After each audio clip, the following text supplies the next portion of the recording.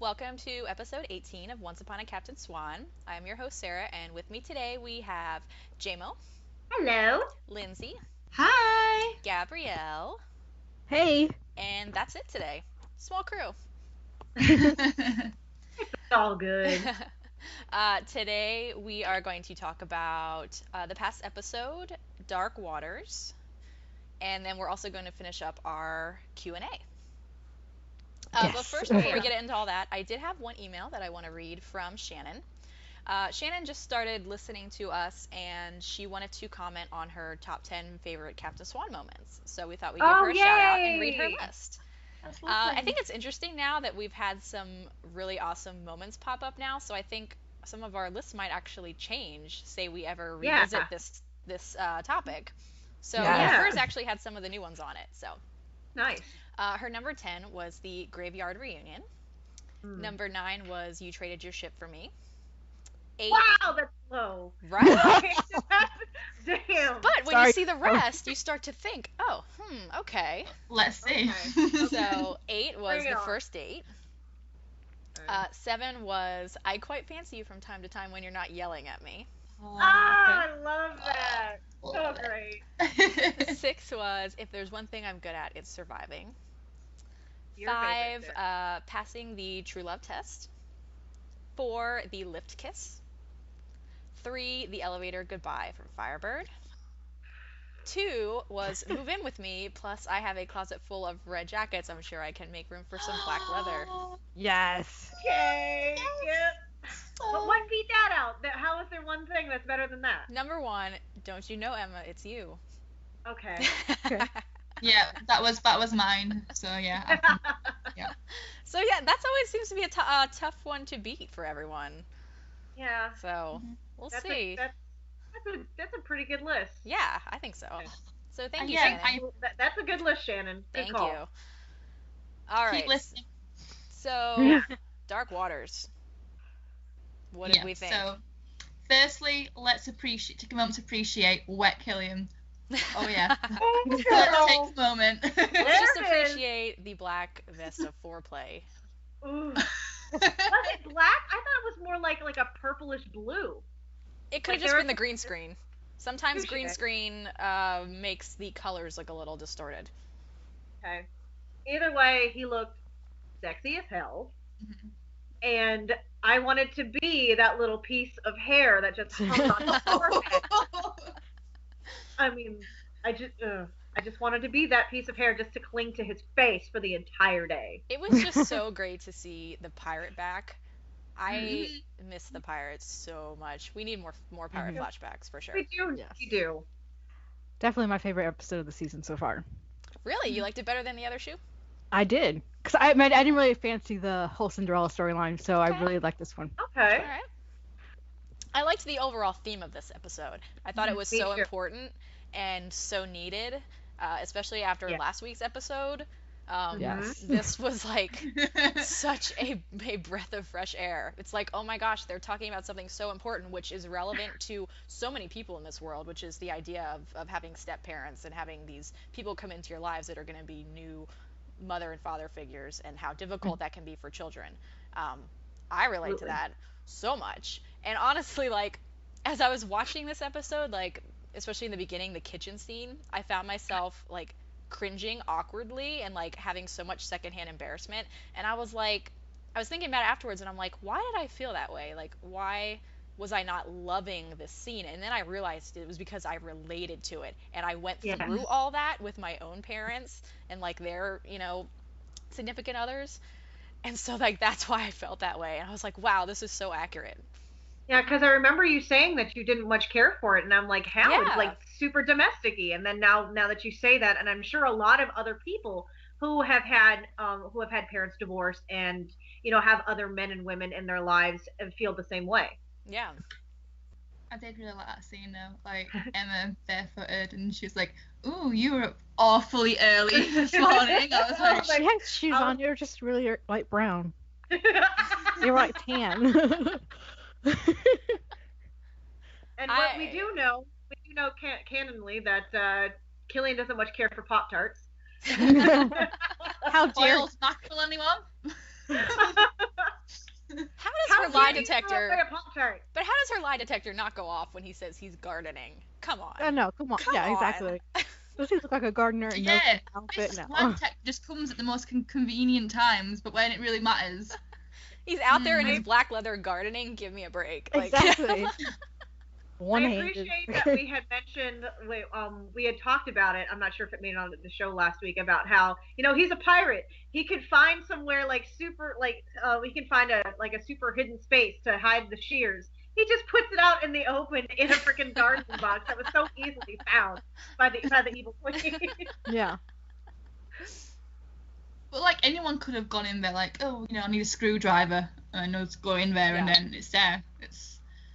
But I think, like I was saying to Gabrielle last night, I think he definitely wanted someone to find it. I think that's what his intentions were with that. Oh. Because mainly because it's a tough. I don't know how to explain it. I explained it better last night, but now it's just gone from my head. So you need more liquor. Yeah. The liquor helped you explain it last night. It did. I explained it perfectly. Whereas now I'm just like. Did you think maybe it's because he was ashamed that he had to lie, and that he kind of hoped that it was found, that way he didn't have to keep the secret for longer than he should have? I think he was ashamed of not doing like she said, like she wanted. Definitely. But I think he wanted to share this burden with someone, because he can't just sit around and just let her like possibly die. He wants to do something, and I think he just wanted someone to find it and say, why didn't you hide this? And they're like, yeah, okay, I made a mistake, but I need someone to talk to about this, because he can't really talk to Emma about it, because Emma's obviously going through it as well. So he needed someone to speak to about it, and in this episode he got to speak to Henry, which is brilliant for their development. Yeah, absolutely. We needed some more Captain Cobra development, especially since he's living in the house now, and they're going to be around each other a lot more.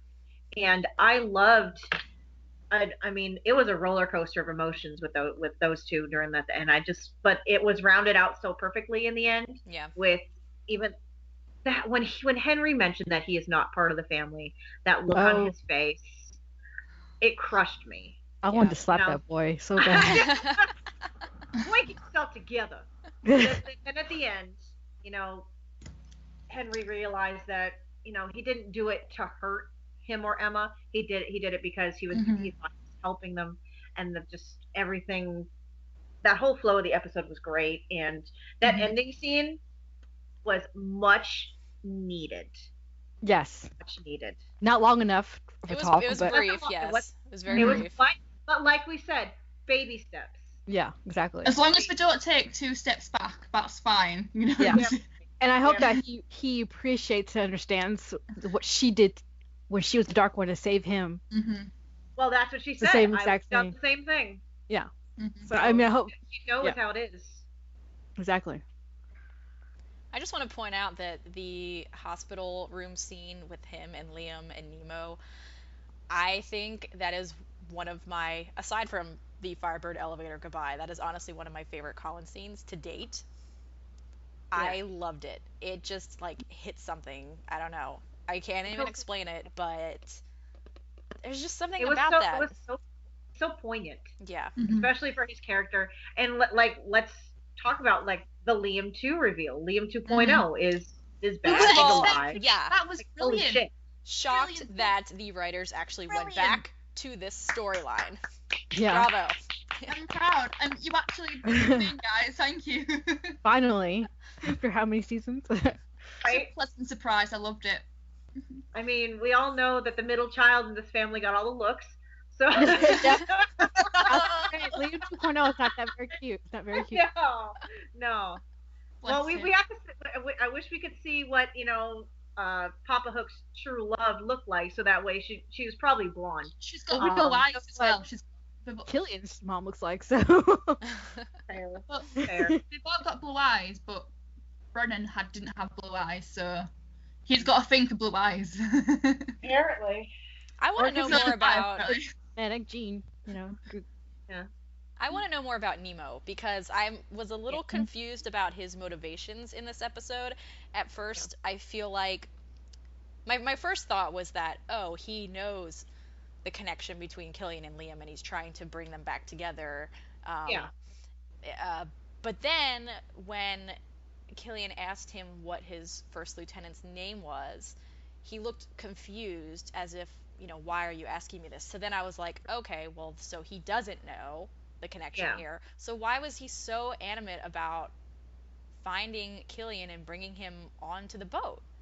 I feel like there's something missing of the story there. I agree. He explained it a little bit with the Yarrow thing, whatever the hell it was, and it pointed to Killian. Killian's got all this hate in him and like thirst for revenge, and what Nemo was doing was finding these people that are so filled with like revenge and rage, and try to save them. So is he kind of like, does Nemo kind of see himself as like a savior? Like, I'm gonna go bring happy endings to all these lost souls. Oh yeah. Yeah, under the sea kind of thing.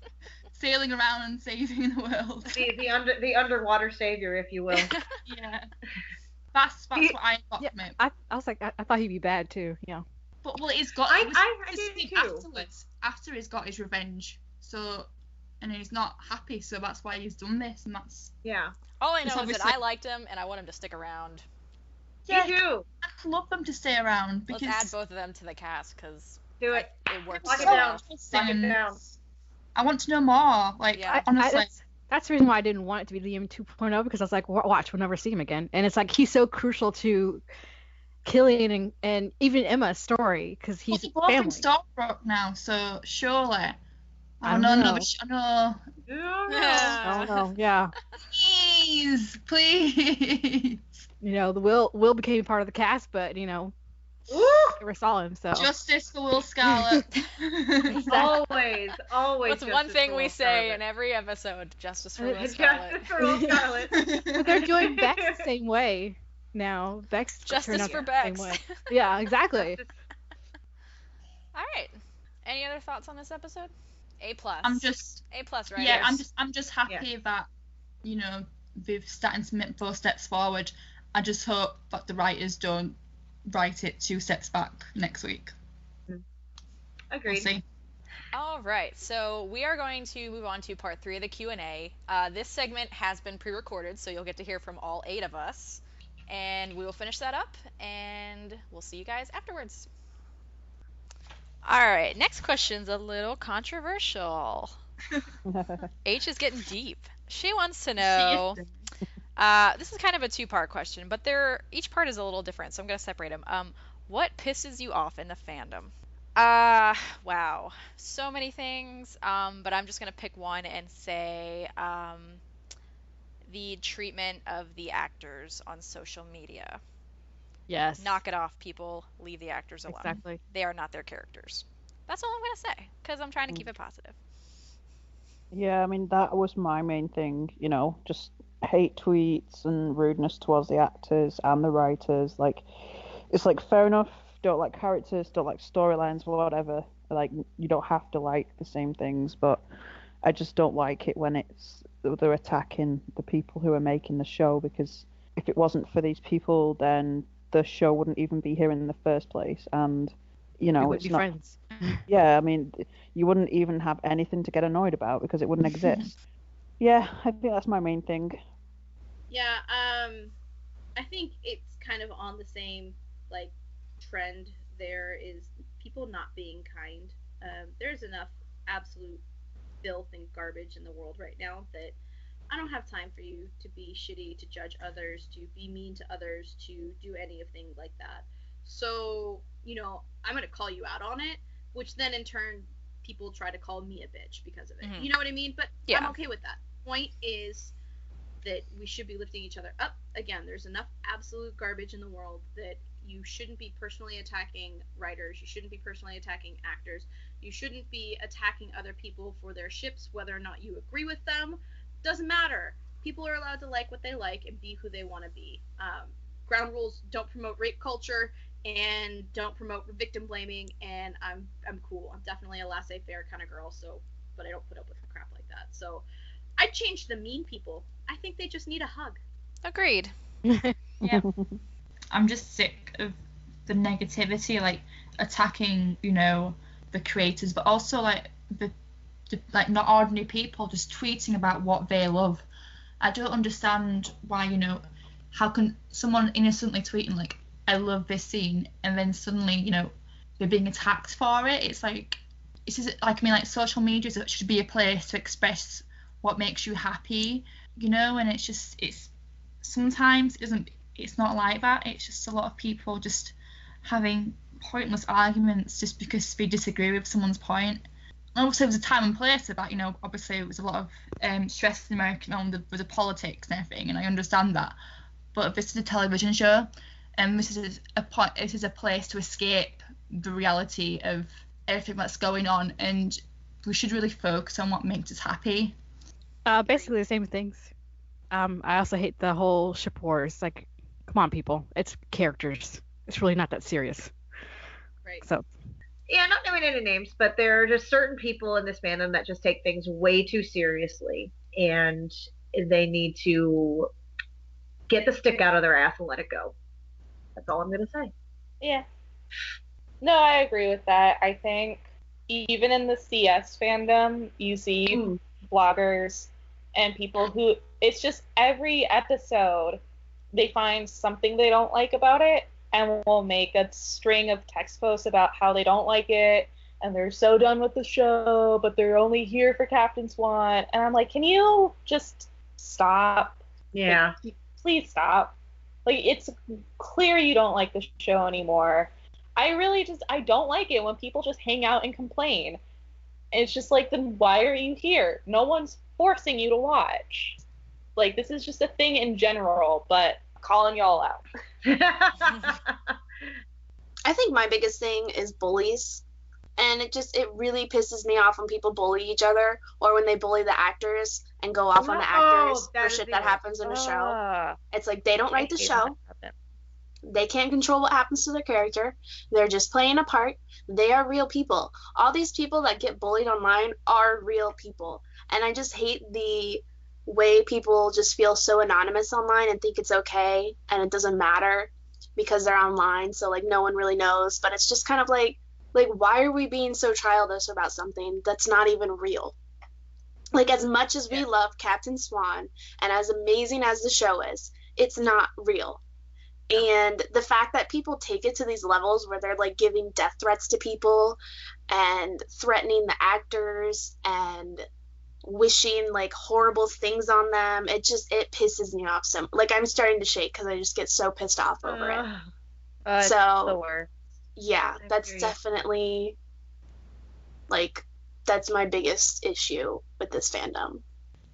All right, second part of her question was, what would you have changed if you could? And I think she means like in the actual scheme of the show. There's so many things, but the first thing that came to mind was Robin would not be dead. Good one. Because I still think that it was completely pointless plot device, and I hate it. I still think that, yeah. BS. Yeah, so far there's been no reason to believe that it's actually done anything for the plot. Like, hashtag Sean Maguire deserves better. Yes. I think one of the main things I would probably change is the dynamic that Bell now has. Good one. Either way, either Belle would have stood up for herself sooner and they would have separated sooner, or it hadn't quite happened the way it has. So, they'd kind of not kept it going for as long in this kind of negative state, and they'd had sorted it out, and they were actually working through their problems now in a constructive way. So, like, whichever way it went, I would rather if it have gone differently, if that makes sense. Okay, so with me, I would like a better Liam Jones. I mean, okay, he was a bit of a dick, but I at least wanted him to have time to apologise to Emma himself and not just be a massive dick. So I said, I know it wasn't the Adam and Eddie's fault, but Hook being in season 1 would have been great. Oh yeah, you're right. Yeah. Definitely. or a darker Emma in season 5 with and a dark Hook together for a longer time. Like, so screw the underworld, just make it, Yeah, agreed. I absolutely agree with that. In the 100th episode being CS centric and not Regina centric. Even just more ensemble centric and not all about Regina. Yeah, definitely. Because she's not the main character, people. So. CS wouldn't have been interrupted by the damn dirigible in 6-1. Lily wouldn't be a thing. And Corella would somehow be living, and she'd be rooming with Zelina and dating Archie because you know she wants to get with Pongo, like to have Pongo as her dog. So. Oh, that kind of gives me. Ooh, I don't know. I don't know how I feel about that. Poor Pongo. Yeah. She'll turn over a new leaf when she sees Pongo and how pretty he is. Sure. Except not, because she's pure evil. I know. There's no redemption there. Literally, her happy ending was her just being able to kill people again. But she'll be dating the therapist. He can give her drugs to even her out. Yeah, let's medicate her. I would just skip Lily, because fuck Lily, she's the worst. I would also get rid of this Regina exception clause that the writers seem to have, where it's wrong if anyone else does it, but if Regina does it, it's okay. Because this just creates this weird narrative plot hole that doesn't make sense. Like, why is when Snow tries to control Emma with the dagger in 501, why is that wrong? But when Regina does it like 4 times, it's her being a good friend. And I'm using air quotes here for emphasis. I've mentioned it before, and I'm going to say it again. Mila deserved better. Oh, I can't try to mention that. I know, I was waiting for you. I'm like, don't say it. That's my answer. I was waiting for it. I'm like, maybe she'll forget. Yeah, but the whole, I just watched that episode again today, Devil's Due, and I'm just fucking livid. Yeah, I just really wish Mila had gotten her happy ending, and if y'all ever want to revisit that and maybe just pluck her out of there somehow, you know, her and Gaston, I'd be down for. Because, you know. Yeah, Belle and Gaston, let that happen. Justice for Gaston. Yeah. And justice for Will Scarlet. Where the fuck is he? You right, though. Yes, just to have God damn it. Stop forgetting, like, Stop forgetting people. Stop forgetting that characters exist. All right, another question from H. Do you have some kind of Sunday night ritual when you watch the show? Not really. I just cuddle up and watch. I'll tweet occasionally or do a Tumblr post, but I don't full on live tweet or live blog anymore because there's too many details that are missed while you're writing something that you just heard and then you miss some stuff. Yeah. So then I'll just go on in Tumblr or Twitter or whatever, reblog like a motherfucker, and then see if anybody's on Skype, and then we can discuss it. That's basically how my Sunday nights are now. Now I like get home from work, I make some dinner. I either find it online if I get home early enough, or I just wait and watch it on like an actual TV, which is new. I never actually got to watch it on like TV for like the past few seasons because I've been at college. I've been up at school, so I haven't watched it like on TV. I forgot how many commercials there are. So many. Yeah, I don't really have any rituals because I'm not always home. And honestly, I like watching it with the DVR, so I can fast forward through those commercials. If I know it's going to be a big episode, I'll watch it live or whenever I get home that night. If I know it's going to be like a certain centric episode, I'll make like hot chocolate with cinnamon. Or next week, I'll probably be making hot chocolate and rum. Yes! Send me a recipe, Ray. I want to try that. I literally just put crack and rum in my hot chocolate and call it a day. All right, that sounds good. Crack? Do you make your rum with Kraken milk? She puts milk. Crack in You do not. Hot chocolate should not be made with water. Yeah, no. No, I don't it's not a thing. Fuck that. Well, I used to watch it every Sunday with Sassy Sazzle Sarah, but we no longer live in the same state. So currently, I'm just hoping that my satellite works, or my satellite antenna works, that I can pick up ABC. So I'm actually just hoping that I can watch the episode now. But usually I live tweet and fix myself a nice cocktail. Yes. My Sunday ritual is avoid social media at all costs. Because I generally don't watch the episode until Wednesday when it comes on Netflix in the UK. Mainly because I want to have like a better viewing experience. So I used to live stream it on Sunday, but it always froze and cut out at like really important moments, and it was just kind of ruining it a bit for me. So I watch it on Wednesday now, and I tend to just just chill out with my friends. We kind of sit there with lots of junk food and just like fangirl, and that's pretty much it. I don't really have like a ritual where I light candles and have a shrine or anything. But I enjoy it. It's good. Yeah, I used to live blog on Tumblr a lot, and I don't do that as much anymore, which I probably should get back to doing. But now that I'm on the West Coast instead of the East Coast, it's a little difficult, because trying to even get onto Tumblr, you will have spoilers pop up. Yeah. And I'm a very anti-spoiler kind of girl, so I haven't really been present online, so I think my new ritual is just being present in the episode, which I think when you're live blogging or texting or anything like that, you're not really as focused on it as you might be otherwise. It's true. So my new ritual is really just to turn everyone away, tell everyone to shut up, my show's on, and just chill. So that's me. So for me on a Sunday, so I record a podcast, and then I go to bed, and then I'm up an hour before work, avoid social media, watch the episode, and then I also watch it again after work on the big TV, because Mum's got a HDMI cable, and we plug it into the TV and watch it together. But yeah.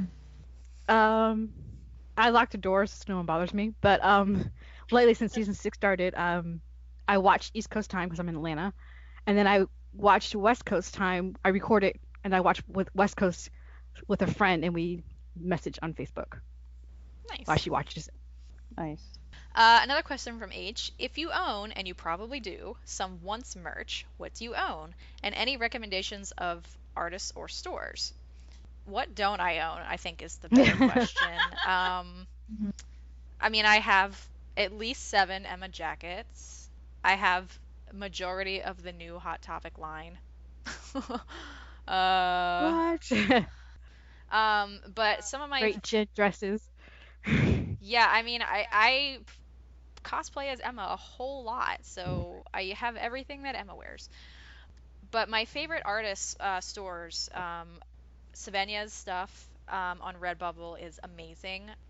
I have some of her bags. I have some of her prints that I get autographed when I meet the cast, and her work is so good. So I highly recommend her Redbubble page, and also Sarah Mack's Redbubble page is also really good with a lot of great merchandise to buy. The pops are also very cool. Yeah.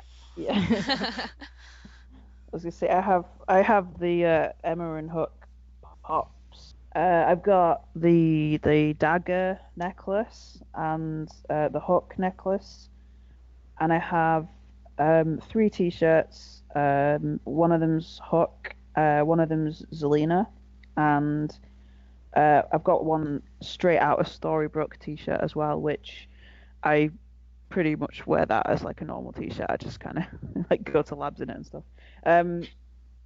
So yeah, I mean, I own a few things. Like I wish it was easier in the UK for us to get merchandise. I agree. Because we don't have like the whole Hot Topic merchandise, which I always see people posting online, and I'm just like, oh, why don't I live in America? The only thing I know for sure that I own is my pops. I do have a red leather jacket, but I don't think I bought it with intent to be an Emma jacket. I think, yeah, my best friend got me some black swan earrings when Emma was the Dark Swan, and she's like, I'm not quite sure what it means, but I got them for you. Aw. Which was very sweet. But other than that, that's really all I've got. So my favourite item I've got is Hook's necklace, but I also have Emma's red jacket and also her blue leather jacket, but it doesn't fit me very well anymore because I've put a bit of weight on. I also have Funko Pops, and I've got the Excalibur hook on pre-order. It's not due till like the first week of November, so hopefully I'll get it soon. I have the Funko Pops, of course. Not the new ones, but the old ones. I grew up. My dad's an artist, so like I grew up with all the pictures and stuff. So I really liked framed artwork. I guess my favorite artists are In Damon's Eyes, which is one word. Clara J. Ara, Sarah Mack, like Sarah said. And ELM Studio, they do really good, and I like to frame on my walls. They're really nice. There's only one store, and it's called Hot Topic. That's all I'm gonna say right there. God damn it. Let's see. I have 4 Hook tank tops. I have an Emma shirt that I got at DCC last year, as well as 2 necklaces that I made there. I got the Zelina and Hook bows from Hot Topic and the Killian necklace from there. The CS dress, which if you can afford it, it's a must. I have a tan jacket from Walmart that I call my season 4 Emma jacket. The Hook Pops, Emma Pops, my phone case and my calendar are both Sarah Mack. Hey, Sarah. Just a little bit. Just a little bit. Just a little bit. Not too much. Just a sprinkling. That's a big ass sprinkling. Yeah, that's like a whole tub of frosting. That's how I put cheese on my pasta right there. Yeah, I only have the Emma and Hook Funko Pops, which I love dearly. Love them so much. They're like sitting by my bed. And then I also have my Captain Swan phone case, which I got off of Redbubble. I cannot remember who made it, but I love it so much. It's so cute. So thanks to whoever made it. I surprisingly don't have as much as I would think I would have. I have a shirt that says "You can keep the prince, I'll take the pirate," and it has Hook silhouette. And I have Emma Swan necklace. I have red leather jackets, of course. I've lost count. I think I have 3 now, maybe, or more. And I have a tote bag and a calendar and a makeup bag from Winter by the Sea, whose name I'm going to butcher probably. Svenja? Yeah. Svenja. Oh, I finally got it. Huh. It's only taken like 2 years. That reminds me, I have 2 tote bags too. I think that's it. Okay, another question from H. To the girls who witnessed the perfection that's called Colin, what was your first reaction and tips how to survive it? Oh dear. What was our first reaction? Yeah. My first let's see, the first time I saw Colin was in line for the duo photo with him and Lana. And I was very far back, so it was kind of just like a fleeting glimpse at first as I was like slowly making my way to the front of the line. I was fine, honestly, that first day. It was the second day where I kind of like lost my shit a little bit. The meet and greet kind of fucked me over. Yes. Like I said earlier, like it wasn't as big a deal as I thought it was gonna be. I felt like I held myself together pretty well. He's so nice, honestly. Like, I know that's a pretty bland word, but like, he's so nice and such a lovely person to talk to. So, yeah. I don't know how to say how to survive it. I just know that you'll survive it. Yeah. You will. You will get through it, and you'll just have these really great memories to look back on. Yes. I think when I first saw him, I think I was just still a little bit in disbelief, because like like I said before, like I see him all the time on social media. I see his face all the time on social media. I see him like every week on Once Upon a Time, and it's like and then you go into the room and like they're actually there, and they look slightly different than they do on TV. But yeah, like I think I just sort of I was quite in shock, a bit of disbelief. But like he is, like we said, so gentle and kind and like just lovely with the fans, and even though he's quite shy, he's still very welcoming. And he does like answer any questions and talk to you and stuff. Like he does want to like talk to you. So I think as long as just enjoy it, just relax, make the most of the moment. I guess like that's how I would say what to do. Yeah, like absolutely. When I first saw him, I was queuing for my photo op with him, so it was like quite. I was nervous. Like I had a flask of whiskey with me, and I was sipping that for like breakfast. I'm not kidding. That was like how nervous I was. But like seeing him, I was like, well, I said quite loudly, and I said to like, oh, I'm so glad he's wearing a decent outfit, and. It must have been like a break between photo taking, because like he ducked, and when he looked at me and grinned, I was just like, oh my god. I was like, hey. Okay, so that kind of like, but when I actually got to the photo, it was fine. Like I had a few photos of him.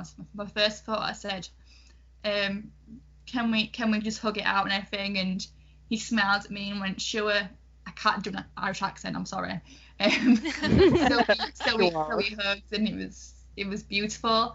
And he is a bit shy, and don't expect him to be like Captain Hook or anything. He is very shy, but as long as you are yourself and just speak to him like a normal person, he will appreciate that. Just enjoy every moment. Yeah, just be yourself. Like if you're a bit nervous, just say I'm a bit nervous, and he'll probably laugh as well and say, well, I'm nervous too or something, because he is nervous just like you. He is just like you. When I first met Colin, I was late walking into our meet and greet, and he stared at me, and I was like, okay, before I even went to FT4, I was like, oh, I like Colin, but I was never obsessed with like everybody else was like, oh, he's so gorgeous, blah blah blah. It was never me. I was like, okay, yeah, he's cute, but I'm not, crazy about him. But like when you see him in person, it's like he's even more gorgeous in person. I'm like, okay, yeah, I get it. It's like, so true. He is. I totally get it. Absolutely. Oh, Colin. All right, question from Julie. This is actually almost a question for the listeners, actually. If I'd like to have a fan art for a CS fanfic that I've made, do you know of any artist on Tumblr who would be happy to do that? So listeners who do art, like Manips or anything like that, anyone looking for commissions? Hit us up on social media if you are.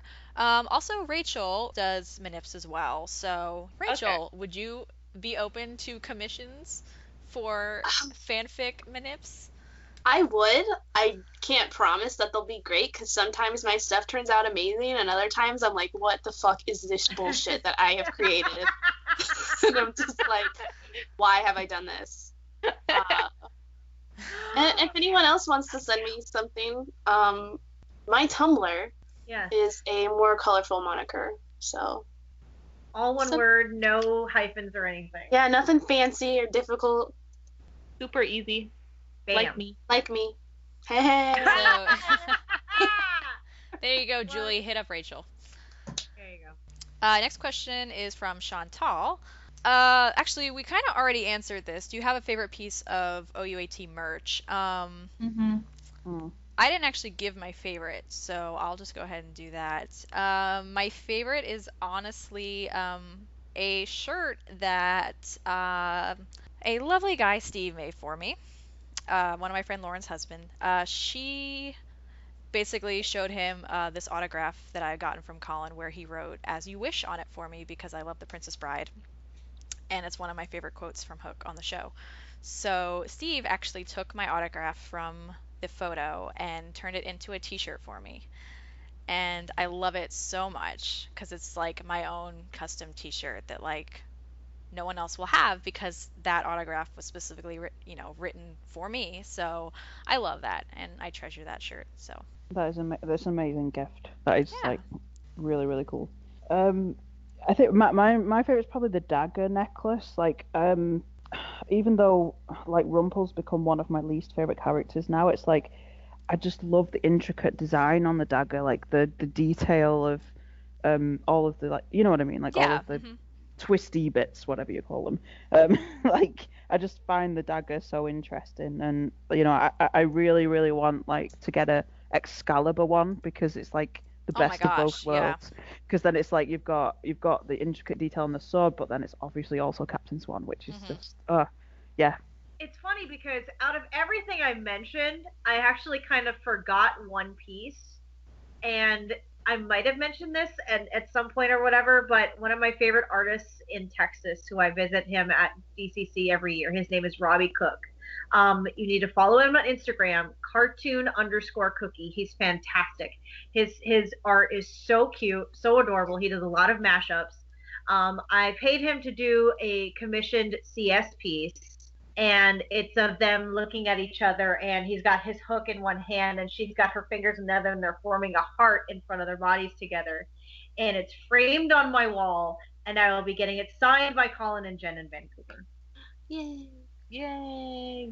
Ooh, this is hard because like I have so little of them that like, and I love them all, but I love them all for different reasons. Like I love my phone case because I get compliments on it all the time, and it always makes me happy when I look at it. I always feel like really like, I don't want to say festive, but like I feel like just in a very like good Captain Swan mood whenever I use like my mug. I'm just like, today's gonna be a good day because I'm drinking out of my Captain Swan mug. And then like I love my Killian Funko because it's so well made. Like it's so intricate. I love all the details that they put into it. Not that I don't love the Emma one, but the Emma one just feels not as good of quality as the Killian one. Isn't yours the one that has the shorter leg? Yeah, mine has a short leg. I love your Emma one because it's just such a mess. It's like I'm seriously considering just getting a new one, but I don't know what I would do with my old one because I can't throw her away. It's so nostalgic. Yeah, I think it's quirky and cute. It's just kind of a mess. Yeah, I'll put her in her box. I still have her box, so I can put her in my closet. Oh. She can like live in the closet like a little She can't even stand up straight. She can't. Like she's leaning. She's drunk. Go home, Emma. You're drunk. Go home, Emma. What's your favorite, Ray? Probably my makeup bag because I use it all the time and I love taking it with me and I love like whipping it out, like look at my makeup. And season 2 Hook Eyeliner's goals, and that's what's on it. So it's like maybe one day I'll be able to do my eyeliner as perfectly as this man, even though it's like smudged to hell, but whatever. He has like the perfect raccoon eye. He does. It's so beautiful, and I can't do it, and it makes me sad. All right, another question from Chantal. How many of you have met any of the cast, and who, and were they lovely as fuck? So we've kind of talked about this briefly as well, but I'll go down my list. So I've met Colin technically 4 separate times. I've met Bex, I've met Lana, and then I also had a group photo with Liam, Sean, Greg, and Amy. But I don't consider that necessarily meeting them because I didn't actually talk to them. It was more of a group setting. And then I was also lucky enough to run into Lana and Marin Dungy. Lana at Disney World and Marin Dungy at Disneyland. So sometimes when you're at the Disney parks, you see Once Upon a Time cast members, apparently. And then, of course, most recently, I was able to see Jen in New York. So that's my list. I'm so jealous about Jen. Next year. We all are. I've got quite a similar list to you because I think a lot of the people I met were at Fairy Tale 4. So I've met Colin and Bex, Sean, Liam, Greg, and I met Lana for the group photo, and that was it really. So it wasn't like a proper meeting. Amy, I'd say Amy Manson is the one I've met the most. I actually had a proper chat with her for about 10 minutes at Wales Comic Con when she came here, and she's lovely. She's like a rock star though. Like she's just like a full blown rock star. She's so funny. And Michael Soccer I've met as well. I had a chat with him for like a few minutes. So yeah, I mean all of them have been really nice. You know, all of them have been really friendly and nice and like happy to talk and stuff. So yeah, I've always had like positive meetings with all of them so far. So I've obviously met Colin. I've also met Sean. I've met Liam, Adam C. Crosstown, yes. Bex, have I said that? I don't know. Lana, Robbie K, and Michael Soka. So, yay. It was fun. I've met Colin, Lana, Sean, Bex, Amy, Liam, and Greg. They are probably the best cast ever and sweet as fuck. Lana is beautiful. Bex is hilarious. Sean is real. Colin even more gorgeous in person, sweet and shy. Amy is a rock star and so kick-ass awesome. Greg is funny but a little awkward. Liam is my buddy. He was so easy to talk to. Me and him like totally. Oh my gosh, Liam Garrigan. Where do I start with him? Oh my gosh. Me and him joked back and forth. I was gonna say like just talking about like Gabrielle saying about Greg being really awkward. Funny. Can we please like put the picture that collage of all of his faces on the group Instagram? Yeah, sure, why not? I feel like that is just like sums up him. When I'm having like, a really sad day, I will look at that picture. It's so funny. I have met Lana, Sean, Bex, Jason Burkhart, who plays Little John, Lee, Aaron Berg, David Anders, Gil McKinney, and Ethan Embry. And they're all freaking amazing and sweet. Ethan? Greg. Greg and Tomorrow. Oh, yeah. He's so funny, though. He's a mess, and I love him. Gil McKinney is, like, the freaking sweetest person ever. He's basically, like, Prince Eric in real life. David Anders is so much fun. Like, if you want to have fun, David Anders needs to be there. I want to meet him so bad. Lee, I got to hang out with. He's really nice. He's funny, too. Jason's really cool. Bex is hilarious. She's so freaking sweet. Her sister's name is Rachel, so we were talking about the different spellings and how it's a pain in the ass. Lana was the one I did not get to talk to that much, obviously, because her lines are insane. Yeah. But I met her when I was dressed as the Evil Queen from True North, and I met her that morning for the autograph, and then their panels were like an hour later. And someone asked her what her favorite costumes were, and she's like, I saw them today. One of them was Heart of the Lonely Hunter, and she made that person stand up, and she's like, and the other one was from True North with the big J-Lo hair, and then she made me stand up in front of like 400 people, and I'm like, thank you so much, Lana. Like, why? Oh, that's so nice. That is actually really nice of her. And then Sean, I met him when I was dressed as Ruby, and this was his first convention. So he had never really seen like all the cosplayers and how like into it that the Once Upon a Time people get. And he's like, oh my god, you look just like her. Oh my god, you look like Meg. And he was like literally he fangirled because I had my little cousin with me, and I made him dress as Henry. So he had the scarf and the peacoat and the book.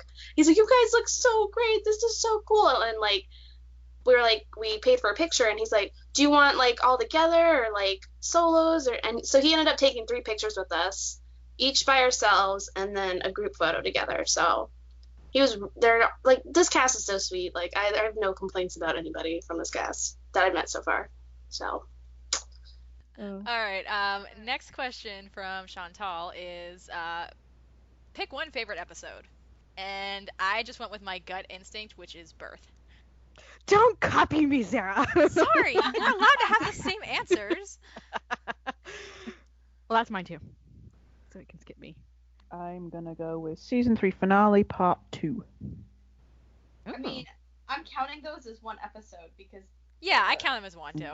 Okay, great. Okay, well, Yeah. both of them then. There you go. So yeah, I just put CS movie, done.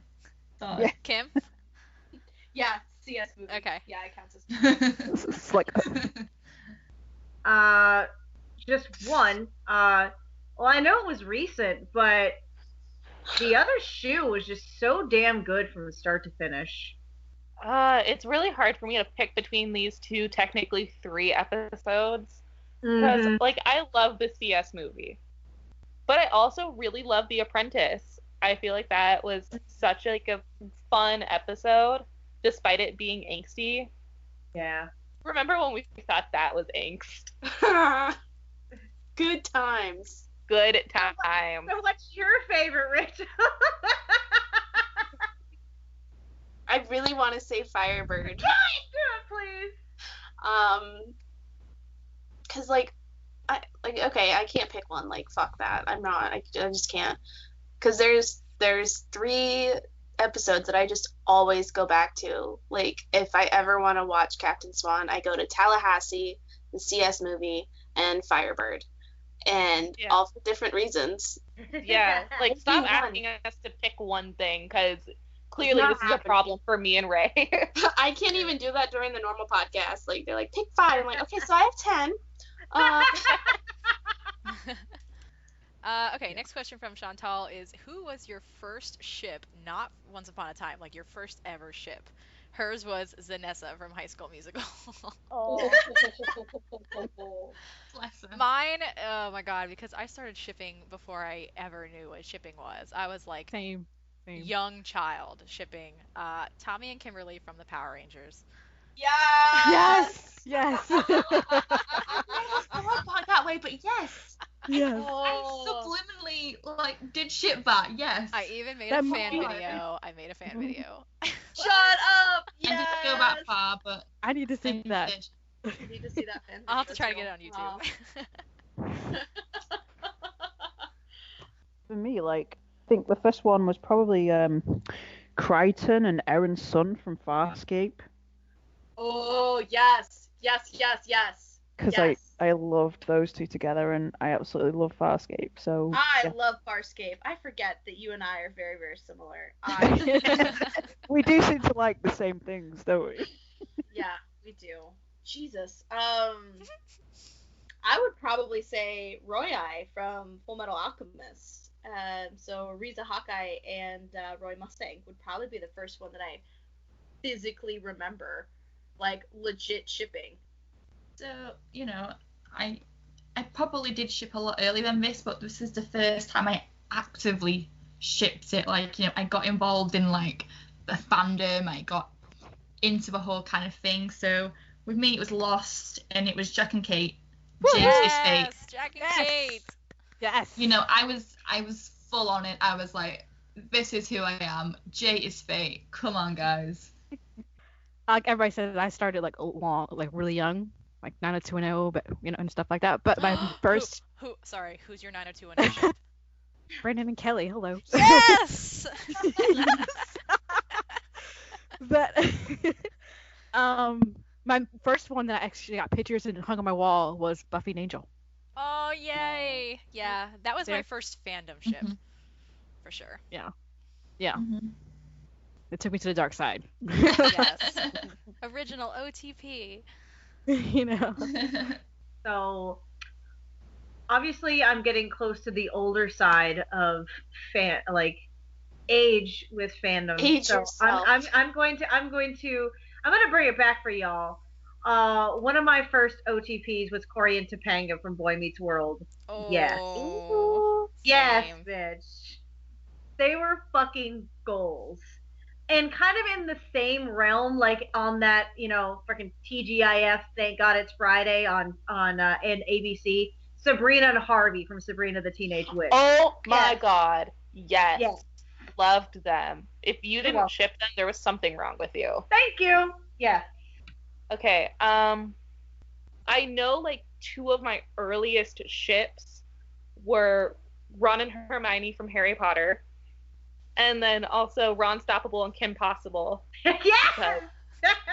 Is there anything more perfect? When they kissed in the drama movie, I died. I was like, finally! I waited all 7 years of my life for this. If we want to get real technical, I was obsessed with the Titanic when I was like in preschool, like super duper obsessed. What? You were too young for that movie. I cannot even believe you just said that because I was like 2 days apart. I was like 12 or 13 when Titanic came out, so they weren't even my first ship. No. Yeah, my parents let me watch stuff that like I was a mature kid growing up, and like I was obsessed with the movie. I was obsessed with the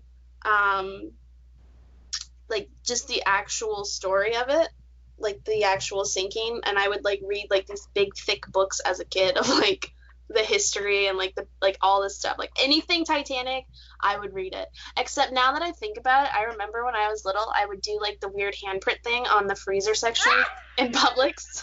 And I'd be like, Mom, look, it's like Titanic, and she'd just be like, that's nice, honey, come on, let's go. And now I understand why she would always be like, oh God. All right, next question from Chantal is, do you all have pets? Yes. I have a 7-year-old Yorkie named Huey. He's my baby. He's my child. No, not at the moment. Which is a shame because like we used to have so many pets. Like we used to have like our own little personal menagerie. I had like 15 pets at one point. Lots of different types of animals.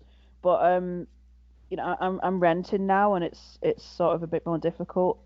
Since I started studying, I've been moving around a lot, and I haven't got any pets yet because I just don't think it would really be fair. So yeah, I mean, I'm getting my first job hopefully in the next like 3 months. So what I want to do then is get a dog as a first priority because I love dogs so much. Currently, I've also had a lot of pets, and it's not because we're bad pet parents. Sorry, I'm going to quote Garden State there for a minute. Anyways, so she's actually curled up on the bed right next to me. I have she's probably about 8 now. Tortoiseshell cat. Her official name is Galaxy, so we could call her Lexi from Grey's Anatomy. But it has now morphed into Biddy, so she is just little Biddy. So she's. Oh. Yeah, I used to have a kitty cat, and she was my best friend, but she was like 18, and she one evening she wanted to go outside, and we never saw her again, so we just think she went to sleep, which still breaks my heart. It's like nearly like 2 years, but it still breaks my heart. We would get another, but I'm going to be moving and renting soon, so there's the same situation as Jenna. You know, you can't really have pets when you're renting, but one day, you know, I love cats. I'm a crazy cat lady, so I want all the cats. All the cats. Not personally, but my mom's dog. But if something happened to that dog, I would be devastated. So I guess it's kind of in turn my dog too. But he's a Chiweenie, and his name's Caesar. Aww.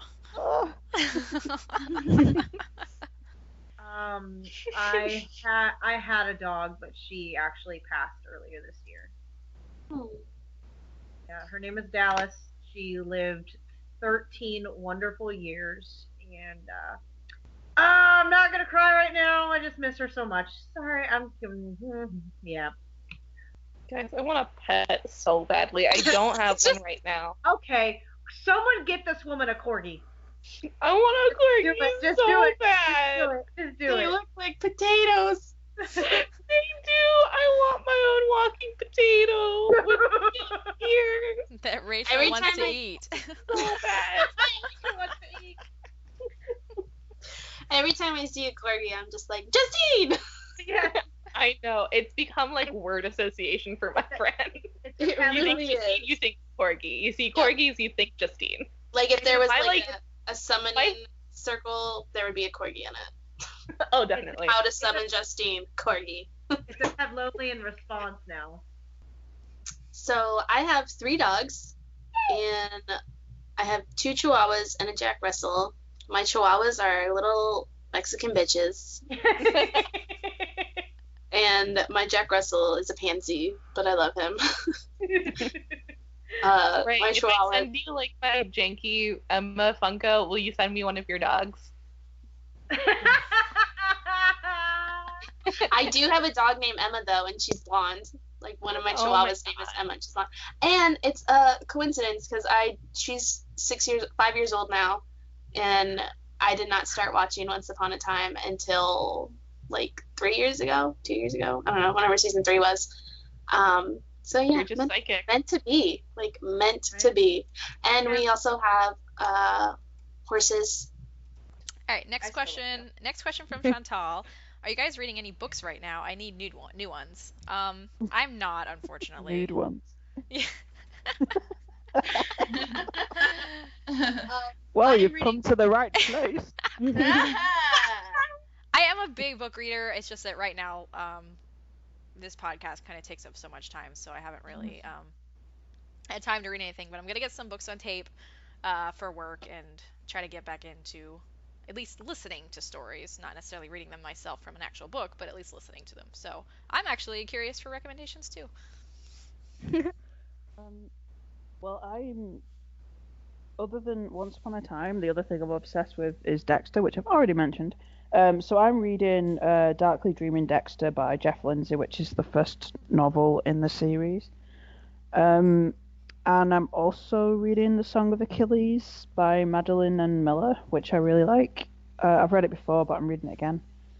And I've just finished reading House of Silk and Moriarty by Anthony Horowitz, which are like spin-off Sherlock Holmes stories, I've read that. which I really like as well. I have lots of recommendations if people want to read Star Wars novels. That's really what I've been hitting hard lately. I was actually not that happy with Ahsoka, which bums me out because she's probably one of my favorite Star Wars characters of all time. But what was the other one I was just reading? The Year of Lightning by Ryan Dalton. It's really good. It is a YA book, but it's really good. I don't want to spoil too much in it, but pretty good. Should be a trilogy. I know he hasn't released the second one yet. That's all I got. Yeah, so I'm simply reading Voyager, which is book 3 of the Outlander series. So I'm preparing for season 3 for Outlander. Ditto. I'm a big, huge Outlander fan, so I'm on book 2. I'm behind because I've been so busy. But I hope to get done with book 3 by the time season 3 comes out. And I also want to get into Game of Thrones books too, because I heard those are pretty good. Well, Game of Thrones books are really hard to get into, though. Yeah, I tried the first one. You need to set a lot of time, a spare time, because I tried the first one. I got like halfway through, and I was like, oh my god, this is too much. you just don't have time if you need to make time for it. Can I just realized, can I just give like a shout out to the Maze Runner books, because I really really like those books. Yeah, totally. Like the film, the first film was okay. The second film they completely ruined, but the books are really really good, and like I got addicted to them, and I couldn't stop reading them. So yeah, I think if you've not read the Maze Runner books, just like maybe give them a go. I bought a shit ton of books like a year and a half ago, and ever since I started writing fic, let alone continuing to read fic, I haven't touched a single one of them. So no, I am not reading any books. It's fan fiction is my life. Goddamn fan fiction has it's ruined weird. reading. Like it really has. It's weird. I used to be that kid who could read like a book in anywhere between like a day and like a week. Same here. Like I would stay up all night reading books. Now it's like the only thing I'm reading is like I'm rereading the 3rd Harry Potter book, and like that's taking me forever because I just don't read. Like time that I usually would have spent reading, I'm up on Tumblr all night and reading fan fiction. Yep. Or writing. It's the fangirl life. But yeah, I'm reading Outlander right now, and it's very hard for me to get through the first book because I know what happens. So if I know what happens in a book, I don't want to read it. Right. I don't know. Ain't nobody got time. I can't bring myself to skip a book though in a series. Like, oh no. So like, I'm like struggling very hard to get through Outlander. Water for Elephants though is a book I can reread whenever. And I love that book. And gross sob a lot. Ugly Cry so much. Yep. And of course, Pride and Prejudice and Wuthering Heights and all those. But Another question from Chantal is, what kind of music do you each listen to? Can you make some playlists for us so we can see what you guys like? I am very big into instrumental music. I love movie scores, especially Hans Zimmer, the Inception soundtrack, Man of Steel soundtrack. I just love movie scores. I also am obsessed with Disney theme park music, not surprisingly. Nice. I have pretty much every stage show, every fireworks show, every parade show, just ambient park music, like you name it, I have it on my iPod, and it just gets me through every day. As far as like actual musical artists, Coldplay is my absolute favorite. I'm obsessed with them. Um, and I'm also currently obsessed with the Hamilton soundtrack.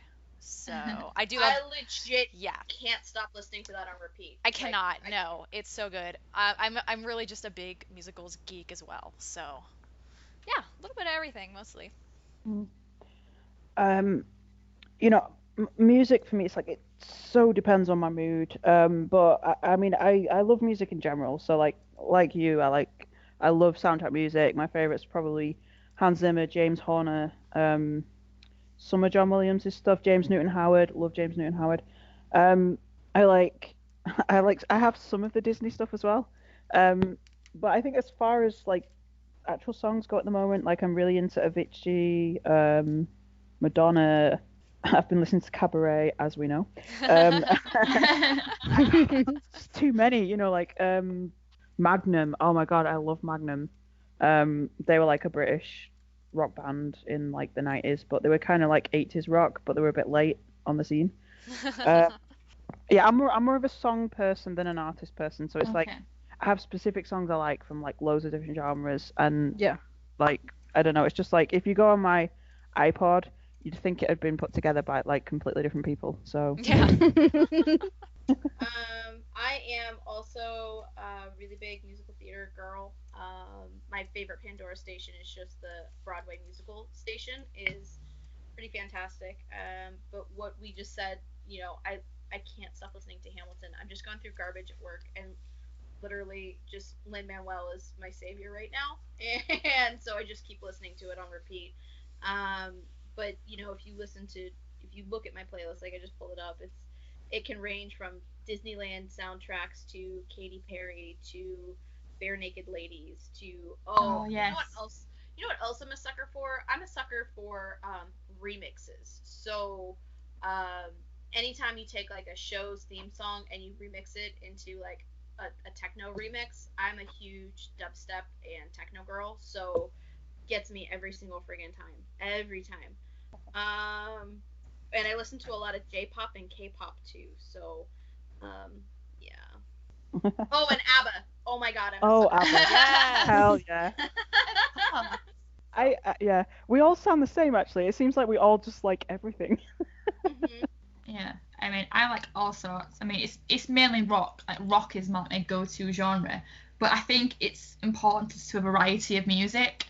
I mean, this week I've been listening to a lot of Frank Sinatra, just because I felt like it. I've been in that kind of mood, but It was a timeless episode, wasn't it? It is. Sorry. That's exactly what it is, Gabby. Well done for stepping through that. But I also loved Jimmy Eat World's new album. Then I love so many bands like Fugazi, Corey Brannon. My favorite band Dashboard Confessional. I love all sorts of music. Music is one of the things that makes me happy, and I really like to roll with that. For me, I guess it's whatever catches my ear. Right now, I'm really big into R&B and pop. I am obsessed with Alicia Keys. Like, if I had a choice between Colin and Jen and meeting Alicia Keys, it'd be a hard choice. How hardcore. I also like JoJo, starting to get into Ariana Grande, Beyonce, Prince, and Jessie J, or just to name a few. Nice. I like it. Obviously, if you know me, Lady Gaga is my number one. But on my phone, my shuffle can go anywhere from AC/DC to Backstreet Boys to Josh Groban to instrumentals from movies to RuPaul. I'm a fucking mix. So I love it all. I mean, like, I use Spotify a lot and 8 Tracks, and these are just music streaming sites. Like, I don't buy music anymore. But the playlists that I really like from Spotify, there's one called Witching Hour, which has a lot of Florence and the Machine, a lot of Fleetwood Mac, a lot of Lord. I'm just kind of looking at it right now. Stevie Nicks, Mister, stuff like that. Yeah, I just kind of like more like chill, acoustic music. I don't like to listen to like a whole lot of like rap and like dubstep and like electronic dance music unless like I'm going out to like go and dance and have a good time. Mm-hmm. But when I'm just kind of like in my own space, I usually like something a little bit more chilled out. My go-to is like metal and rock. Yeah. So Justine's opposite. So yes. Octane is on my radio 24/7. I can go from modern rock to classic rock to like the bluesy kind, like basically any type of rock I will listen to. But I can also go to like classical music like Beethoven and Mozart.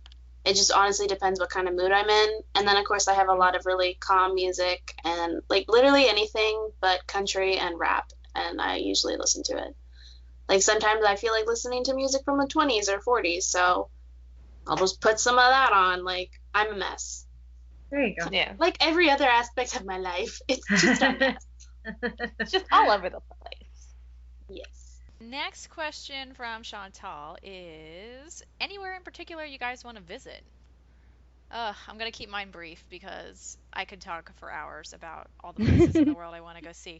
But at the very top of my list is Ireland and Scotland because I've done England a few times now, but I haven't gotten a chance to explore the rest of the UK. So I definitely want to check out Ireland and Scotland. I would love to check out Norway, Finland, that whole area. Also Greece, and in the States, really the last place on my list that I really, really want to see in the States is Alaska. Nice. Anything I very much love being outdoors and seeing mountains and the ocean and just really beautiful scenery, so that's why all of these places are on my list. For me, like, I'm going to pick one because it's like I've got quite a lot of places I want to visit, but the one that always comes out on the top for me is Canada. And it's not because of Once Upon a Time. You know, obviously, now that I'm into Once Upon a Time, I'd probably do a detour to see Stevenson. But like, I've always wanted to go to Canada, just to go to the Rocky Mountains and go up to Banff and just visit all of the really nice places, like outdoors and the scenery, and maybe do some like trekking on horseback. And that's like my dream holiday, and I hope I can kind of afford to do it sometime.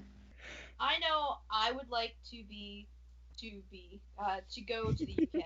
I have never. Yes. I've only been out of the country once, and it was to go to Canada.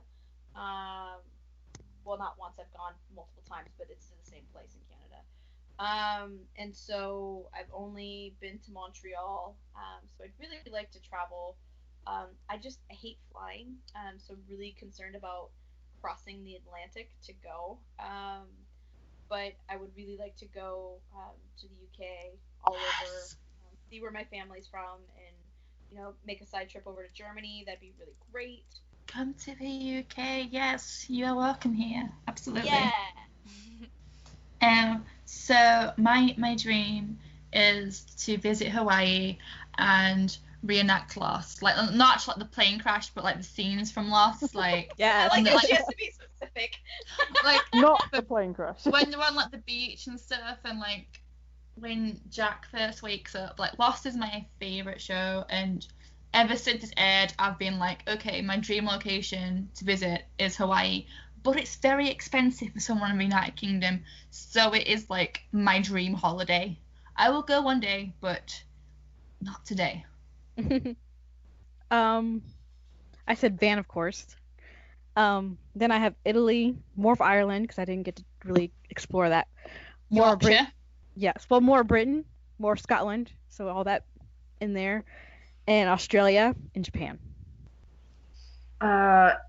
Who's up for a trip to Ireland? That's literally my answer. All of the UK. Yes. I really want to go to New Orleans and eat all the food.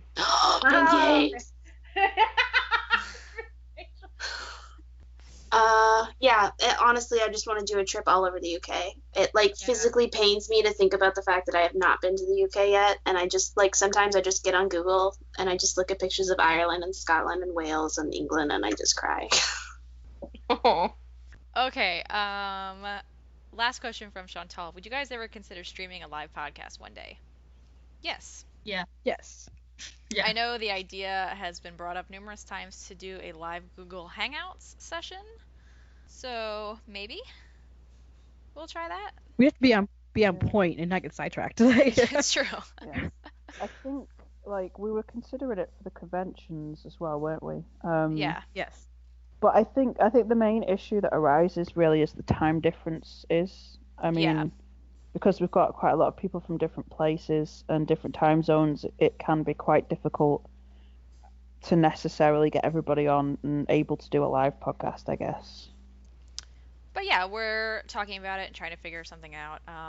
So I will just say probably. We will try. Probably. Mm-hmm. Okay, question from Lizzie. I want to know your favorite CS quote.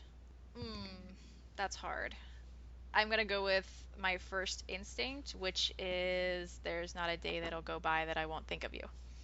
Mm-hmm. Good one. That was on my list, but it's okay because I chose 3, so it's fine. So I knew this would happen. Wow, gosh, that is so hard. There's so many. I might actually go a bit angsty for once for this one and go with their goodbyes to each other in Firebird and the way that they kind of were thinking about each other and saying, move on from this place, and then Hook's comment about not I don't know the exact quote, but about her not putting her armor back on just because she's gonna lose him.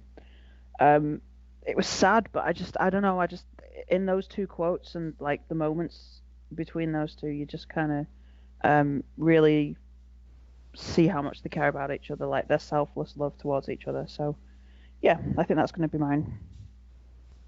What's the one where it's when I jab you with my sword, you'll feel it? That's it. It's the line. Well done. That is the line. Sometimes I feel like I ruin the quotes if I don't have it pulled up in front of me. I know what you mean, yes. Mm-hmm. So one of mine is, I'm going to choose to see the best in you. I think that's a very important point in their relationship. Yeah. I'm going to go down the funny line. I like the red letter jacket. There you go. Yeah. That's mine right now. It just always goes back to the last part of the CS movie for me with "You traded your ship for me." I'll never be over it. It's when they became canon, and it was just so goddamn beautiful just seeing Emma's reaction to how much he cared for her and how much he gave up for her in that moment. It was just so pure and so beautiful, and I love it so much. Man, I mean, I always go back to, if it's broken, it means it still works. Because that line is just so, it's so beautiful. And honestly, I think 90% of the reason why I love that quote is I just want someone to say something like that to me. So this is me just self-inserting myself into that situation. Because, good Lord, if someone said that to me, I would just kiss the fuck out of them. Tree sex. What? Tree sex. How'd you get those berries all over your jacket, Emma? I don't know. There's berries all over the forest. I fell down. I fell a lot. Into the... Multiple times. And Hook just had to help me up sometimes. Yeah. It's Yeah, fine. it did. The Firebird goodbye. just because I think that was probably like one of the only moments that they've ever been completely and 120% walls down together, like just so open and honest, because this is the last time that they were going to see each other, and they didn't want to like hide behind any walls, and it was just so honest and earnest, and the scene was so beautifully shot, and the acting, like honestly, it's their best acting that I think they've ever done. And it's just disgustingly beautiful, and yeah. Okay, next question is from April. Which character do you relate to the most and why? Oh gosh. That's a heavy question. I definitely relate to Snow a lot. I find that I am very strong when I need to be, but I have recently lost that, and then am trying to get back to it again, if that makes sense. So I am very much ever the optimist. I try very, very hard to be kind to everyone and everything that I meet, which then always kind of backfires and blows up in my fucking face. But we're not going to talk about that. So someday I'll find my charming, and we will be perfect together, and we will share our heart. But I feel that I definitely very much not only physically resemble Snow, but also just in our mannerisms and stuff, that I am a fierce badass when I need to be, but I can also have that maternal and nurturing side as well. Yeah. There you go. That was pretty and flowery. I feel like I see my bits of myself in a lot of different characters. Not that I'm trying to cop out of answering the question, but no.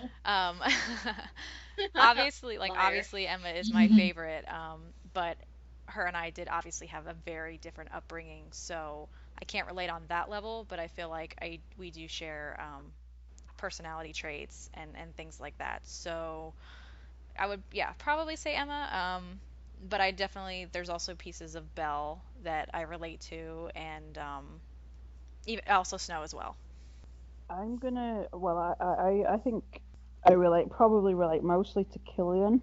I think. I mean, not with the whole being a pirate and killing people stuff, but just I think I had a childhood that I struggled with. Not in the same way, but and perhaps my family life wasn't exactly normal. But I think just the fact that of what happens with him and Mila, I can kind of relate to that quite a bit in a different way, like more with a parent. So when I was about 15, I lost pretty much everybody in my life who actually meant anything to me. So I mean, I went through sort of feeling completely alone, isolated. I think Killian did become depressed, which I relate to. But hiding it in a way, trying to like push people away, and I really struggled to get close to anyone for a very long time. So I think I do identify quite a lot with Killian, with his sort of feelings, even though the motivations were very different. Yeah, I think that. Oh, that's so deep, and it's like now I'm questioning my choice, but like my choice is Emma. Like, okay, she had a different upbringing to me because I had a loving family, but like I was bullied quite badly as a teenager, but I still like chose to be like good, nice, because you see like a lot of people who do struggle with that. They lash out. I never lashed out, and I struggle with depression, but I try to like fight back and stuff, but like in a obviously like but in a good way, like Emma does. Like Emma's just such an inspiration to me. Like still like now, like Jen, like she struggled with stuff like I lost my dad a few years ago, and like I pushed him away a lot, and Emma does that a lot, but obviously I pushed him away and now he's not here, so that still like plagues on my mind like today. and it's like, okay, I made a mistake there. So now it's still on my mind today, and I'm looking now, okay, I made a mistake there, but I'm going to push myself to be a better person for him and be the best person I can possibly be. And I think Emma's it's difficult because different characters have that element to them, but watching the show, I just connect with Emma. Well, thanks for sharing that. Yeah, sorry, I'm like crying. Aww. Trust the British people to get all deep. I know. Let's two are just like fucking hell. But like, I don't even know, but I didn't even rehearse that. Like, I think Jenna was the same. We just kind of like just spoke from the heart there. I didn't rehearse, no. Yeah, we spoke from the heart there. So, fucking hell. I guess for me, I'd say Regina. I kind of understand like the lore of wanting to be bad. Like I've had stuff happen in the past week or even before that, with work and stuff that you want to just retaliate. You're like, no, this person did wrong to me. They deserve to be punished. But it's like, no, you have to go about it the right way and you have to be more mature. So I think I'm understanding her a lot in that respect. Yeah, I can understand that. Yeah, I've been there. Like the temptation to be just like, oh fuck it, whatever, like why should I be like a good person when all of this shit's going on? Sorry. Are you just now apologizing for swearing? No, I'm just like, I've gone from being talking about depression to being really angry. No, but to be fair, it's like I'm becoming an emotional wreck on the podcast. No, but like depression is kind of like that. It is kind of a roller coaster. Like some days you have good days, some days you're just mad at the world. Sometimes you feel nothing. A lot of the days you feel nothing actually. So it is a roller coaster, and you have to take it one day at a time. And as you get older, you get help, you kind of understand that a lot more. I remember being 15, 16, not understanding that, but now, 10 years on, I understand that a lot more. Deep with Elbrads. Yeah, coming from once upon a Captain Swan therapy session. I didn't know we made it to Archie's office. If you want to book a therapy session, please let us know. We're better than Archie, let's be honest. It's probably funny because I'm probably more like Leroy because he's a nosy little bitch and he's always at the center of gossip.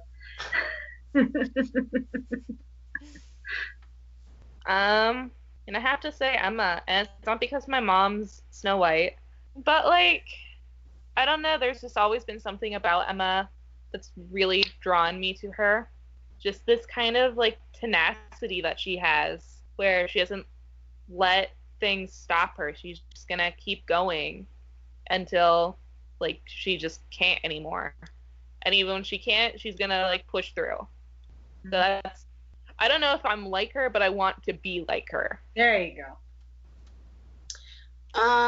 Yeah, I'd probably have to say Emma too, just because I can really relate to her walls and and the way she hesitates and trusting people and letting people in. And I'm like, I don't know why I'm this way. I just am, and I kind of always have been. Just like kind of keep to yourself type thing. And I love how strong of a character she is. Last one is from Mimi. What is your favorite part of doing the podcast? Okay, well, first it's getting the reactions from the fans. Whenever you guys comment and say, "Oh, we love the podcast," "Oh, I had to stop working because it was so funny," and that makes our day. I mean, it makes us so happy to hear that. We always like mess each other. "Oh my gosh, this person said this," and all that. And another thing would be just you ladies make it awesome. If we didn't get along, I'd have been out like a long time ago. Have fun. But abandoned ship. Honestly, my favorite thing is just getting to talk with you guys every week. It's nice to be able to come online and at least for a few hours every week kind of fangirl with people. So yeah, that's my favorite thing about doing this show is just getting to talk with you guys and getting to know you and planning all these fun trips where we actually get to hang out in person and see new places. I think it's going to be a lot of fun. I can't wait. Yes. Yeah. I think similar to Sarah. I think my favorite's just talking to you guys, just kind of catching up and just getting to talk about something that we love so much, and just share all our opinions and also just like, with the feedback from the people who have been listening, like being exposed to other artists, other fics and stuff, and just getting even more people's opinions in like a constructive way. It's just been really, really fun. Like I've enjoyed like everything. It's so nice to have that reprieve from all of just the shit going on in everyday life, right? Like, I was really not in a good place last night, and I was freaking out, but then this morning it's a good day, and I get to hang out with you ladies all day, and yeah, I think this is the longest we've ever recorded, but at the same time, there's really nowhere else I'd rather be, because, it's all about putting out that positivity, and for me, Gabby hit it right on the nose, is that people's responses to, oh, you guys are so great and things like that, it's hard for me to wrap my brain around the fact that complete strangers will sit here and listen to what we have to say. Right? I know. And give feedback and things like that, and it's incredible, the power of something as simple as a TV show. You know what I mean? And it can change your whole day, because I'll lurk in the group chat, but then someone will say, oh, look, this person said something really nice, and it's like, oh, that just made my day so much better. And yes.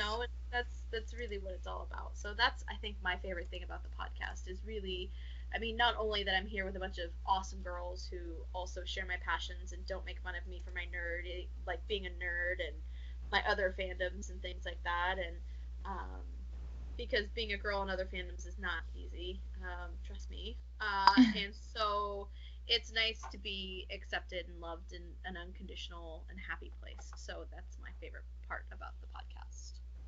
There you go. Kim got sentimental too. You're welcome. Yay! Feeling it all tonight, yeah.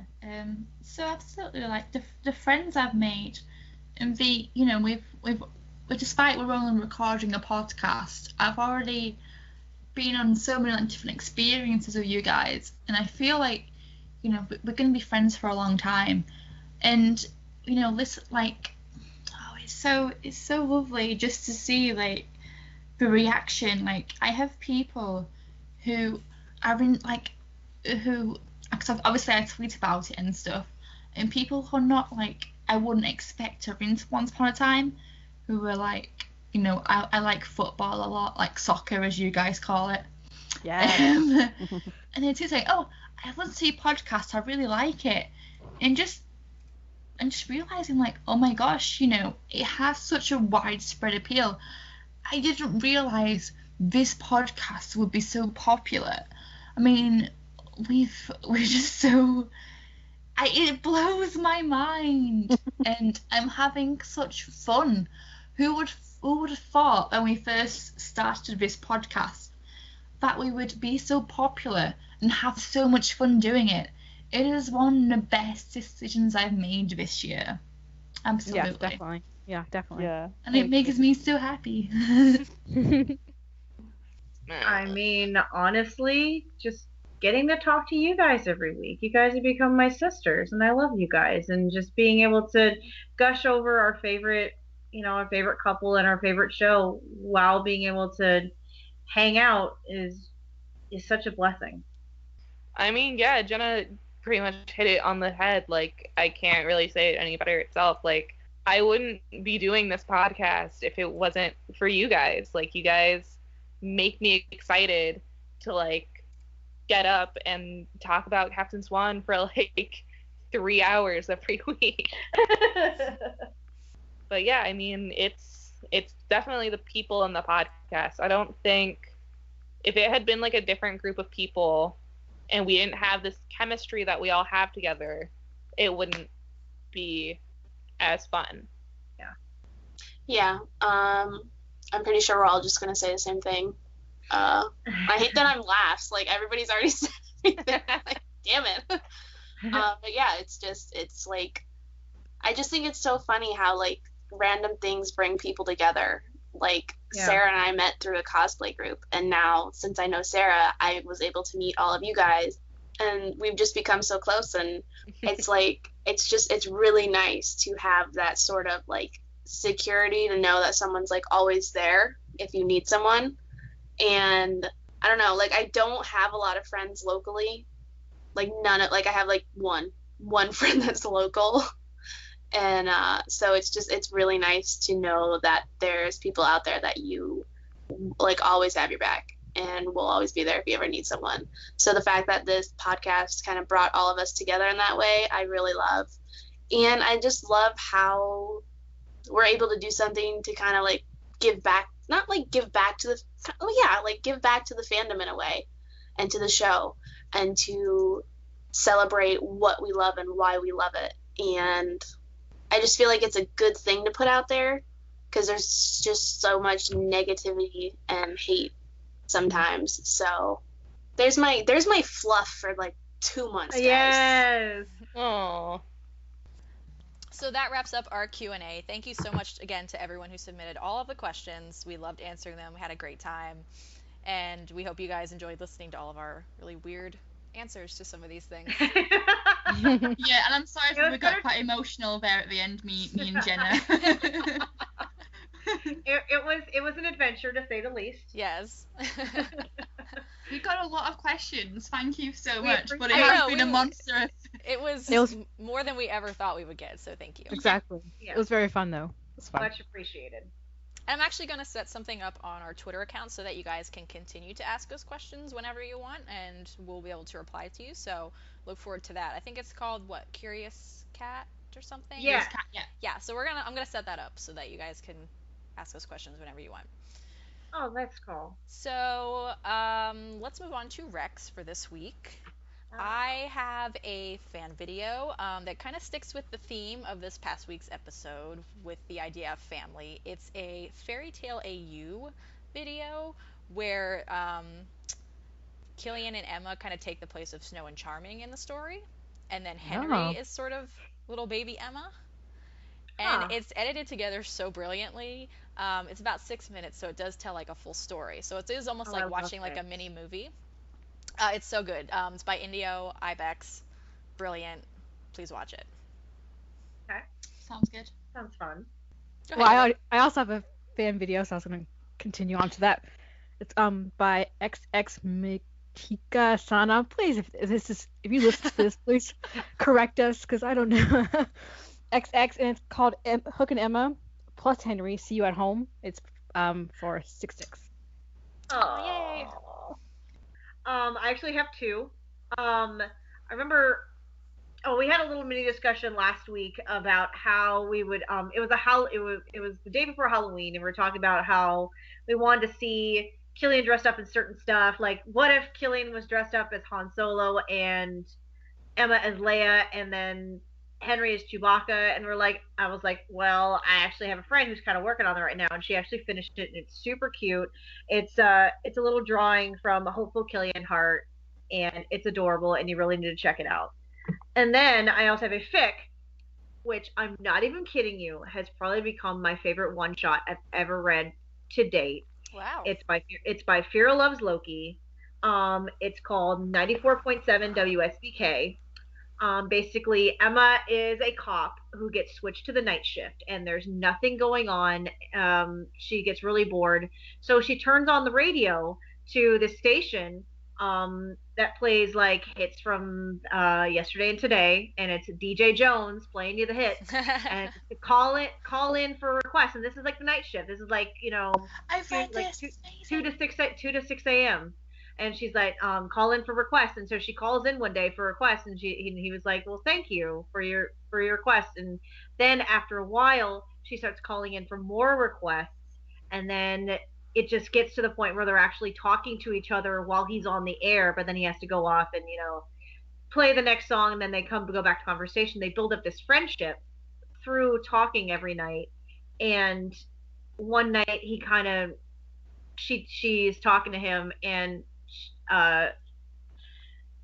she admits that her ex found her and wants to get back together, and it's just a very traumatic experience. And he's like, where are you? I can be at the station in like an hour. And she's like, we're not friends. I just talk to you every day. Just don't do that. And it just it comes to a head. And I'm not going to spoil the ending because I'm going to leave it angsty right there, but it is absolutely phenomenal. Mm-hmm. I've read it. I recommend it. Oh, I can't wait to read it. Okay, so I have not only my recommendation, but I also have Justine and Jenna's as well. So mine is Dark Waters Early Morning Risings by Hook, Line, Sinker 5. This is a one-shot, and it's taking place the night before Emma in the morning. So you're up early, awfully early from Dark Waters. It's very smutty. It's lovely. Yes. It's basically, why are you up so early? Because this is what happened the night before. So just a bit of smut to brighten your day. Let's be honest. It's happening. Yeah. Now that I know that we've been deprived of like we are moving in together and all that stuff, coffee has happened. It's totally happened. Yeah. Fully sharing a bed up. But even though we were deprived of it, I'm still happy because they're together. Mm-hmm. I know. I'm happy, but I'll always be a little butthurt over it. I will. Yeah, thank exactly. you. I'm butthurt, but I'm happy. There. How's that? And I also have Justine's, which is The Ghost and the Mask, which is by This Too Solid Flesh. Yeah. It's Emma. It's Lieutenant Ducklin basically, and Emma goes to this beautiful ball, like from her. Is it like with Ruby? I think she's like a lady or something. So she goes to Lady Ruby's manor, and she goes to this ball and stuff, and she meets this mysterious man in a mask and everything, like it's a masquerade ball, and basically he vanishes, and Ruby's kind of like, oh, it must be a ghost. So as time goes on, like she keeps meeting him at this ball, like every year, and then one year doesn't turn up. So it's like, and then obviously we'll just read it, you'll see. And also, and I don't want to spoil it for you guys, but it is very good. I will add that a friend of the podcast, Jenna, aka Fairy Tales and Time Travel, did the art for it. Yes, I was just about to say that. Yeah. And it's so beautiful. Yeah, that's what it is there. It's wow. beautiful. Yeah, I saw that recently. Beat me to it. I was just about to say that. Yeah. I also want to recommend that beautiful piece of art. And from Jenna, she has recommended See the Lovely in the World on Tumblr, the piece called Wet, to follow, the wet Killian theme. It's basically a drawing of Emma and Killian in the shower. Yay! Ooh. Yeah. And to add Not to safe that, for work. See the Lovely in the World, aka Ellie, she actually is putting together an art book to be purchased of a lot of her art. So if anybody's interested out there, you can find me on Tumblr and I can send you the link to it. Awesome. Yeah, and I know like on her Tumblr, she's got a link to Redbubble that shows a lot of her art you can buy, which is, I think I've wrecked her stuff before. It's absolutely brilliant. It is. All right, so that about wraps it up for today. As always, you can catch us on all of our social media. We are OUACS Podcast on Twitter, Facebook, Tumblr, Gmail, WordPress, Instagram, iTunes. I don't even know at this point. Everything ever. Listen to us listen and subscribe on iTunes, Audioboom, Pocket Cast, and YouTube. And we have one final thing that we want to do. Because tomorrow, someone has a birthday. Oh, no! So happy birthday, Gabby! Happy birthday! Happy birthday to you! I'm not going to sing. No one wants to hear me sing. I'll sing there for you. Happy birthday, my lovely. Thank you. I'm going to cry. So go on the Facebook page tomorrow. She runs it with Lindsay. Go wish her a happy birthday tomorrow. Harass her with birthday wishes. Go on her Tumblr. What's your Tumblr, Rick? What's your Tumblr, Gabby? S Morgan 4, though it's really boring. Well, send her some nice birthday messages to whenever you hear this. because it's tomorrow. It's tomorrow, November the 7th. So just send her your love. Just don't tell them how old I am. I will say nothing. Secret safe of us, lovely. Yeah. Thank you. All right, Thank everybody. We will see you guys next week for our next episode. We're going to talk about parallels on the show. Yes. Yay. Yeah. All right, bye. Bye. Bye.